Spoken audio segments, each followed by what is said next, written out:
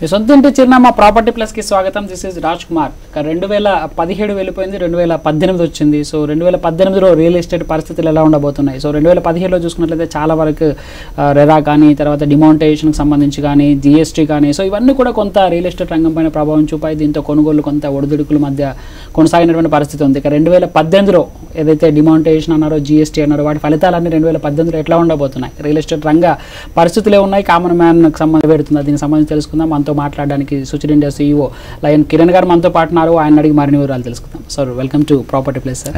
And నూతన సంవత్సర శుభాకాంక్షలు మీకు. Thank you. 2017లో చూసుకుంటే మనకి ఎక్కువగా ఏంటంటే ఈ జిఎస్టీ, డిమానిటైజేషన్ ఇవన్నీ కూడా ఒకటి తర్వాత ఒకటి back to back real estate రంగాన్ని కొంత ఒడిదుడుకులకు లోనేటట్టుగా చేసింది. సో 2018లో ఎట్లా ఉండబోతుంది అనుకుంటున్నారు? రియల్ ఎస్టేట్ రంగం ఎట్లాంటి ఫ్లరిషింగ్ ఉండే అవకాశం ఉంటుంది? మంచి చీర్ఫుల్గా ఉంటుందా రియల్ ఎస్టేట్ రంగం? సో కామన్ మ్యాన్ సొంత ఇంటికి అలా నెరవేరుతుందా?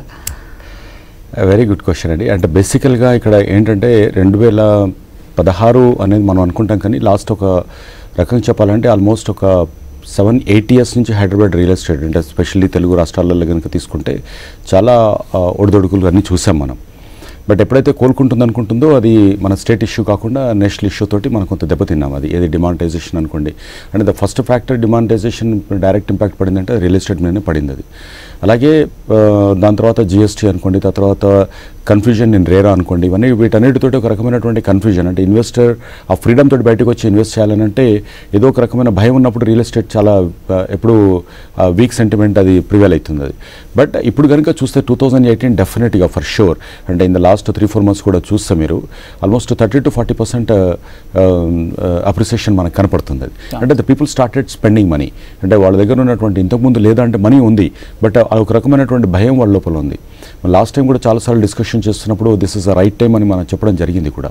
సో ఇప్పటికి కూడా ఏంటంటే హైదరాబాద్ రియల్ ఎస్టేట్, హైదరాబాద్ కనుక యాజ్ ఇట్ ఈస్ తీసుకుంటే ఇంకా still it is under control. ఒక రకంగా చెప్పాలంటే రేట్స్ ఏది కూడా మాట్లాడుకున్నా కూడా మనకున్నటువంటి డిమాండ్ సప్లైని తీసుకున్నా కూడా, డిమాండ్ని కనుక తీసుకున్నా కూడా, అంటే హైదరాబాద్ లాంటి ఒక మెట్రోపాలిటన్ సిటీలో ఉండాల్సిన రేట్స్ను అక్కడ పర్ స్క్వేర్ యార్డ్ కానీ పర్ స్క్వేర్ ఫీట్ కానీ కనుక తీసుకుంటే still it is very reasonable.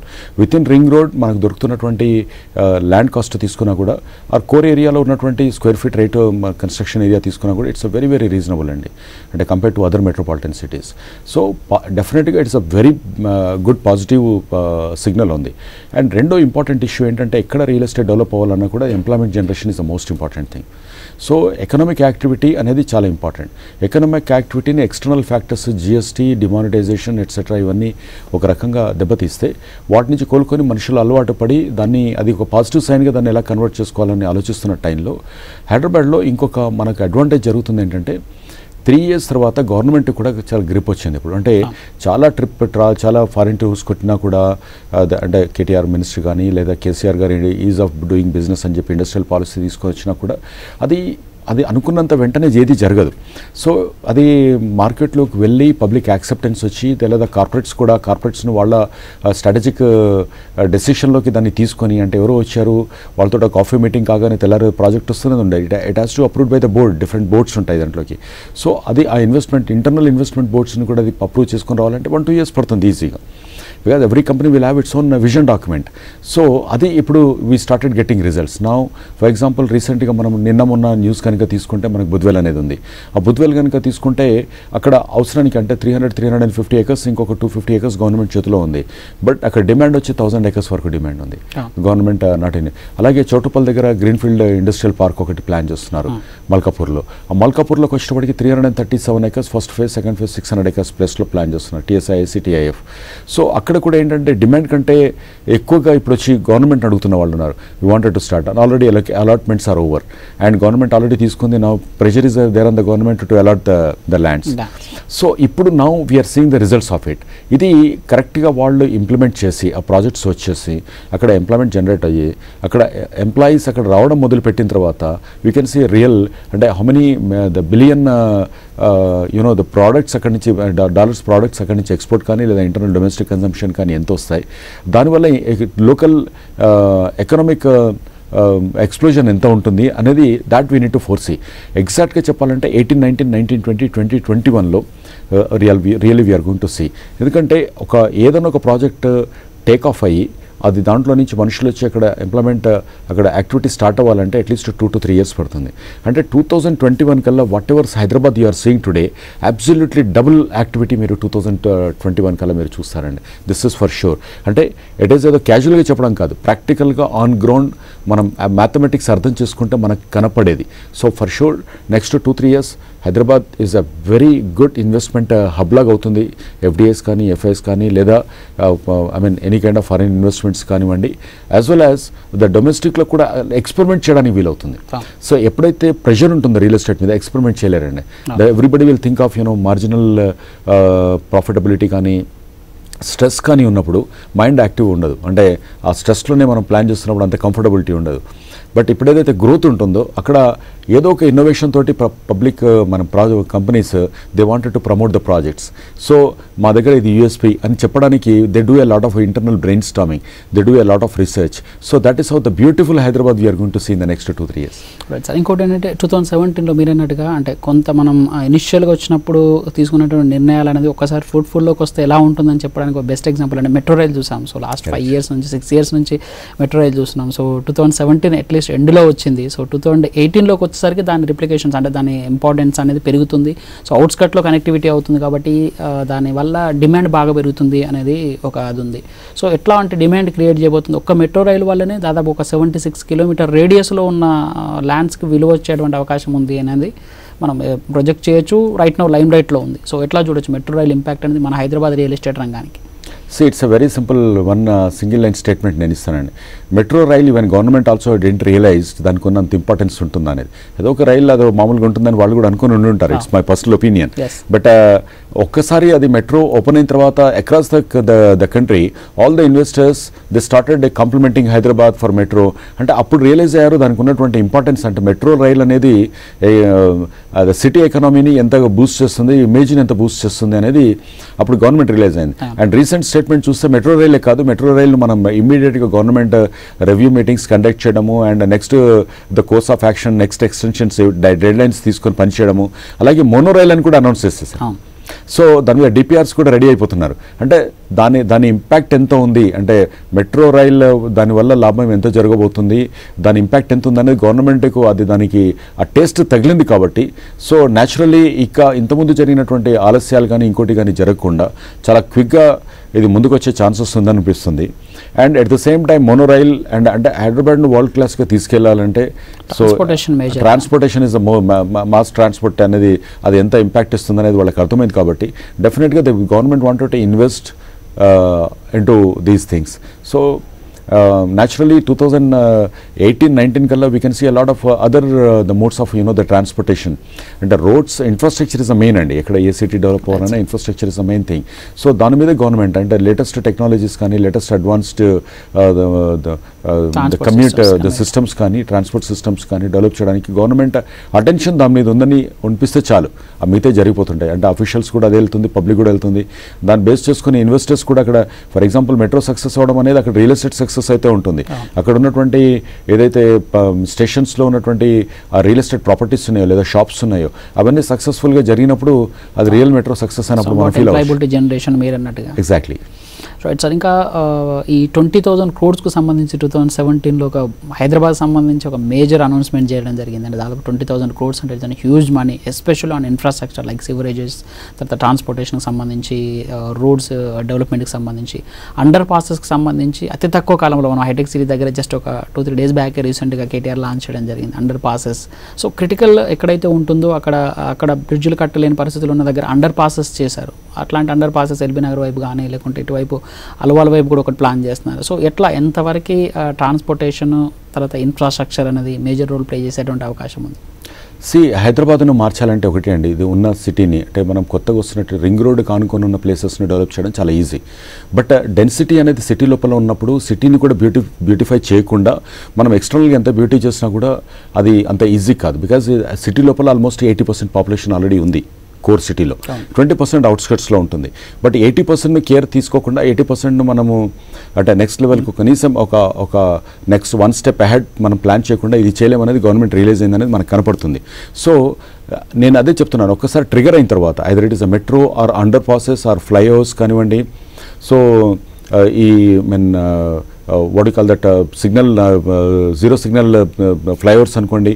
So వీటన్నిటిని మనకేం కనిపిస్తుంది అంటే గవర్నమెంట్ రియలైజ్ అయింది అండ్ లాట్ ఆఫ్ అఫీషియల్స్ ఇక్కడ నుండి and specially the municipal minister వీళ్ళంతా బయట వెళ్ళి చూసుకొని అంటే ఫ్రీక్వెంట్ విజిట్స్ అనేది వాళ్ళ లోపల ఆ ప్యాషన్ అనేది చాలా డెవలప్ చేస్తుందని అనిపిస్తుంది. And the government is mostly associated and dealing with the international agencies now. అంటే మీరు జేఎల్ఎల్ తీసుకోండి లేదా సిబిఆర్ఐ తీసుకోండి. అండ్ ఒక చిన్న ఎగ్జాంపుల్ ఏంటంటే సిబిఆర్ఐ ఆల్మోస్ట్ ఒక 100 times వాళ్ళ ఇంప్లిమెంట్ పెంచుకుంటుంది ఇక్కడ హైదరాబాద్లో. రీసెంట్గా కేటీఆర్ గారు అక్కడ దాన్ని ఇనాగ్రేట్ చేసి వెళ్ళినప్పుడు వాళ్ళకి దాని CBRE head he announced almost 1600 or 2000 మెంబర్స్ను ఏదో రఫ్లీ రిక్రూట్ చేసుకుంటున్నామని. అంటే దట్ ఇండికేట్స్ యూనో ఇండైరెక్ట్గా అలాంటి ఇంటర్నేషనల్ ఏజెన్సీ హైదరాబాద్లో ఎంతో పొటెన్షియాలిటీ ఉంటే తప్ప వాళ్ళకు ఉన్నటువంటి ఎంప్లాయ్మెంట్ను వాళ్ళు పెంచడానికి ట్రై చేయరు ఎవరు కూడా. సో ఆ రకంగా తీసుకుంటే హైదరాబాద్లో రాబోతున్న కాలంలో not only under passes and flyovers and ఈ మెట్రో అండ్ మోనో రైల్ కాకుండా అదర్ అంటే హైదరాబాద్ ద బ్యూటీని పెంచేటువంటి అదర్ ఇన్ఫ్రాస్ట్రక్చర్ యాక్టివిటీస్ను కూడా అంటే మేబీ మల్టీ లెవెల్ పార్కింగ్ అనుకోండి లేదా ఇంకోటి ఇలాంటివన్నీ కూడా వచ్చే ఛాన్సెస్ అనేది హైదరాబాద్లో ఉంది. ఇంకోటి కూడా చూస్తే ఈ మధ్య కాలంలో ఈ మన ప్రాపర్టీ ట్యాక్స్ను చేయడంలో కూడా మీరు లాస్ట్ 1-2 years కనుక తీసుకుంటే హైయెస్ట్ రికార్డులో ఉంది. అండ్ ఇట్స్ సీరియస్లీ ఒక ప్రైవేట్ ఆర్గనైజేషన్ పనిచేస్తున్నట్టుగా జిహెచ్ఎంసీ కలెక్షన్ డివిజన్ పనిచేస్తుంది ఈ రోజున. They are chasing people like anything. And అది కూడా యూనో ద గవర్నమెంట్ క్యాష్ రిజర్వ్స్ను పెంచుకోవడానికి అది డెఫినెట్గా అది హెల్ప్ఫుల్గా ఉంటుంది. ప్రాపర్టీ ప్లస్లో షార్ట్ బ్రేక్ తీసుకుందాం. ఈ మధ్య కాలంలో కొంత రెగ్యులరైజేషన్ చేశారు కొన్ని ప్లేస్లో. అంటే కొంత అంటే పెద్ద వాళ్ళు ఆక్యుపై చేసినవి కాకుండా సో చిన్న వాళ్ళకు ఉన్న వాడు కూడా కొంత అంటే గవర్నమెంట్ మీకు తోడ్పాటును అందిస్తుంది అనేటువంటి ఒక మంచి ఇండికేషన్ కూడా వెళ్ళడం జరిగింది. ఎందుకంటే వాళ్ళకి కొంచెం అక్రమంగా కట్టుకున్నవి లేకుంటే 70-80 గజాలలో కట్టినటువంటి ఇళ్ళకు కూడా సో వాటిని రెగ్యులరైజ్ చేస్తుండడం దానికి సంబంధించింది కూడా ఎంతవరకు మోటివేట్ చేస్తుంది అనుకుంటారు? అంటే గవర్నమెంట్ ప్రో ఇన్ఫ్రాకి సంబంధించి ఎంతవరకు ఇది దోహదపడుతుంది? ఎప్పుడు కానీ బయట ఇన్వెస్టర్ ఒకటి చూస్తాడండి ఎక్కడైనా కూడా how friendly this government is. అంటే ఇక్కడున్న గవర్నమెంట్లో మనకున్న మోస్ట్ ఇంపార్టెంట్ పాజిటివ్ ఫ్యాక్టర్ ఏది కనపడుతుందంటే ఒకటి మనం దాన్ని మేబీ అది ఓట్ బ్యాంక్ పాలిటిక్స్ అనుకోవచ్చు ఇంకేదైనా అనుకోవచ్చు, అది తీసి పక్కన పెట్టేస్తే అది ఇండస్ట్రీస్ని కానివ్వండి లేకపోతే ద సాఫ్ట్వేర్ లాంటి సర్వీస్ సెక్టర్ కానీ ఇండస్ట్రియల్ సెక్టర్ కానీ అండ్ ఆమ్ ఆద్మీని కూడా ఎలా కేర్ తీసుకుంటుంది అనేది చాలా ఇంపార్టెంట్. అది అంటే ఎక్కడ అసంతృప్తి అనేది ఆ సిటీలో ఉండొద్దు, హ్యాపీ సిటీ లాగా మనకు అక్కడ ఫీలింగ్ రావాలి. ప్రతి వాళ్ళకి కూడా ఆ మోటివేషన్ లెవెల్ అనేది ఉండాలి, లోపల సాటిస్ఫాక్షన్ లెవెల్ అనేది ఉండాలి. సో అది that is important, that is been taken care. అది that's a very important factor in any the city growth. అంటే కొన్ని ఒక సెక్షన్ ఆఫ్ పీపుల్ డిస్సాటిస్ఫై ఇంకో సెక్షన్ ఆఫ్ పీపుల్ ఉన్నప్పుడు అది కావాల్సినటువంటి ఈ ఫ్యాక్టర్ రాదు. అంటే ఎప్పుడు కానీ లోయర్ ఇన్కమ్ గ్రూప్ ఎప్పుడైతే ప్రాపర్గా కేర్ టేకింగ్ ఉంటుందో అండి అప్పుడు మాత్రమే ఆ సిటీ సస్టైన్ అవుతుంది. అంటే ఏ బిజినెస్ ఆర్గనైజేషన్ తీసుకున్నా కూడా ఆల్మోస్ట్ 60% 10,000, 15,000, 20,000 ఎంప్లాయీస్ ఎక్కువ ఉంటారు. మేబీ ఏ డ్రైవర్ అయి ఉండొచ్చు, ఆఫీస్ బాయ్ ఉండొచ్చు, ఇంకెవరైనా ఉండొచ్చు. కానీ వాళ్ళు ఎక్కడో ఒక 50-60 కిలోమీటర్ దూరం నుంచి రావాలంటే వాళ్ళకి క్వాలిటీ ఆఫ్ లైఫ్ ఉండదు, వాళ్ళు ఉండలేరు అలాగా. బట్ ఇలాంటి వాటితో ఏమవుతుందంటే అది that will be taking care. So ఇవన్నీ అంటే మనం ఒక యాంగిల్లో మనం తీసుకోవడానికి ఉండదండి. We need to take care of that in and we need to analyse in different angles. ఇక్కడ కూడా గవర్నమెంట్ స్పెషల్లీ ఆల్ ఆస్పెక్ట్స్లో ఎంప్లాయీస్ని తీసుకోండి అండ్ జిహెచ్ఎంసీ స్టాఫ్ని తీసుకోండి, లేబర్ని తీసుకోండి లేదా పరిశుధ కార్మికులను తీసుకొనియండి అండ్ వీటన్నీ మన ఏపీఎస్ఆర్టీసీ స్టాఫ్ని తీసుకోండి. అంటే ఆల్ ఆస్పెక్ట్ మనం ఏమనుకుంటున్నామంటే అది ఒక సెక్టర్ తీసుకుంటున్నారు, వాళ్ళకి ఏదో చేస్తున్నారు. No, the happiness is important. So అక్కడ ఎకనామిక్ గ్రోత్ ఉంటుంది, స్పెండింగ్ పవర్ పెరుగుతుంది మనుషులకు కూడా. So that will result into a good quality సర్వీసెస్లో రిజల్ట్ అవుతాయి. ఇప్పటిదాకా సో కాల్డ్ సమ్వాట్ కొంత పాజిటివిటీ కనబడుతుంది. సో రెరా బిల్కి వచ్చేసరికి అది రియల్ ఎస్టేట్ రంగంలో సరే సో ఫార్ ఎంత అభివృద్ధి ఉన్నా ఎంత డెవలప్మెంట్ ఉన్నా స్వతహాగా ఈ రియల్ ఎస్టేట్ రంగానికి సంబంధించి కొన్ని హడిల్స్ ఉన్నాయి. లైక్ డిమానిటైజేషన్ తర్వాత బ్యాంకుల నుంచి కొంత కోఆపరేషన్ లేకపోవడం, తర్వాత చాలా వరకు బినామీ బిల్లుకు సంబంధించి కొంత రిస్ట్రిక్షన్స్ ఉండడం రియల్ ఎస్టేట్ రంగంలో ఇన్వెస్ట్ చేయాలనుకున్న వాళ్ళకి.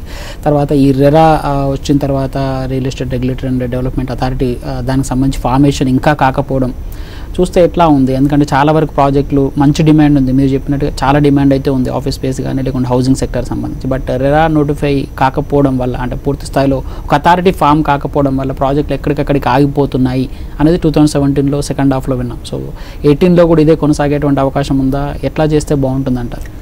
అంటే ఒకటండి, ఇక్కడ రేరా అనేది టూ ఆస్పెక్ట్స్. అంటే ఒకటి అథారిటీ ఫామ్ కాకపోవడం అనేది ఏంటి, రేరా అనేది కనుక తీసుకుంటే రేరా అనేది మంచిదే, బట్ అది వన్ సైడెడ్గా ఉంది. అంటే ఓవర్ నైట్ డిమానిటైజేషన్ ఎఫెక్ట్ అనేది అందరం చర్చించుకుంటున్నాం, కానీ మీడియా కానీ ప్రతి వాళ్ళు కూడా చర్చించుకోవాల్సింది ఏంటంటే కొన్ని విషయాలలో మనం అది ముట్టుకోవద్దులే అనేలాగా అందరూ వదిలేస్తుంటారు. బట్ అలా కాదు అది. ఓవర్ నైట్ ఏ మనిషిని కానీ అతన్ని ఓవర్ నైట్ ట్రాన్స్ఫార్మ్ చేయాలనుకోవడం చాలా తప్పది. దాన్ని స్లోగా దాన్ని మనం ట్రాన్స్ఫార్మ్ చేయాలి మనుషుల్ని. సిస్టమ్ అనేది ఒక రకంగా వచ్చేసి ఇప్పటిదాకా అలా పెట్టేసి దాన్ని గవర్నమెంట్ లేదా పబ్లిక్ అందరూ సపోర్ట్ చేసి, లేదు ఈ రోజు నుంచి ఇట్లా కట్ చేసి ఈ రోజు నుంచి ఉండాలి అని అంటే అంత ఈజీగా అయ్యే పని కాదు అది.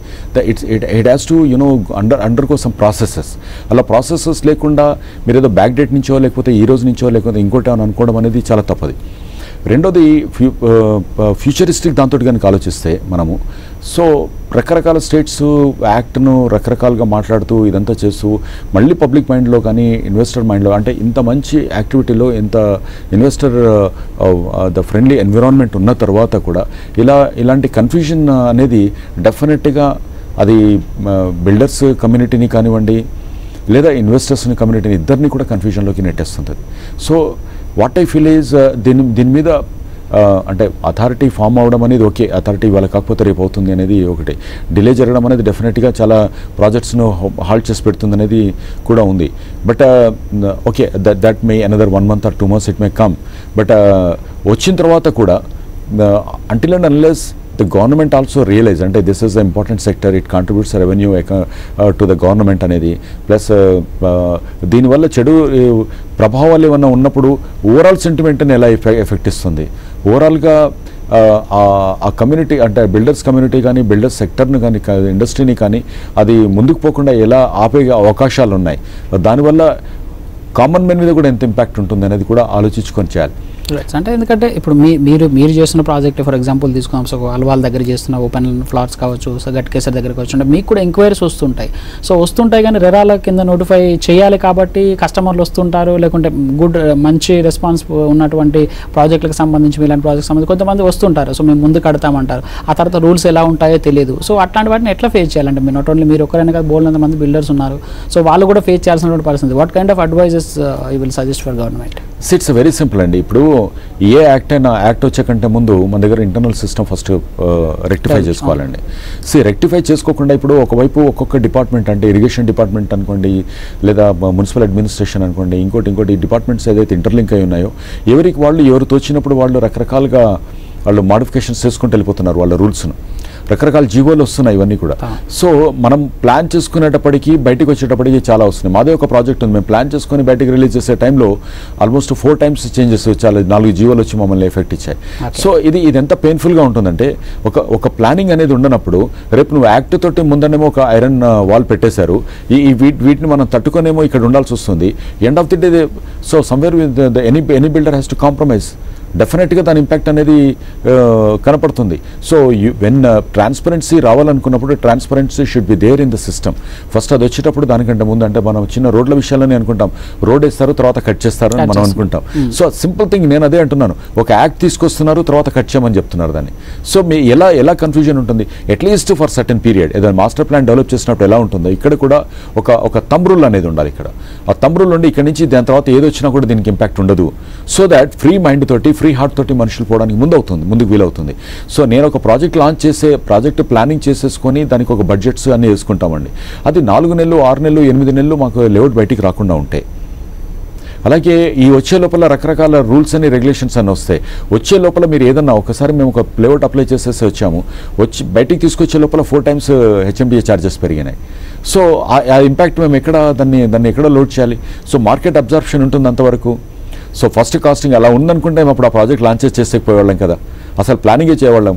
పోనీ అప్పుడు విడ్రా చేసుకోవాలంటే వీలవుతుందా? అంత దాని మీద ఇన్వెస్ట్మెంట్ చేస్తుంటారు కదా. సో అప్పటికి ప్లానింగ్ కూడా అయిపోతుంది. ఆర్కిటెక్ట్స్ మీద ఇన్వెస్ట్ చేస్తుంటాము, అది ఆల్రెడీ కన్వర్షన్ చేస్తుంటాము, అది ఒక బిజినెస్ మోడల్లోకి తీసుకురావడానికి ప్రయత్నం చేస్తుంటాం కదా.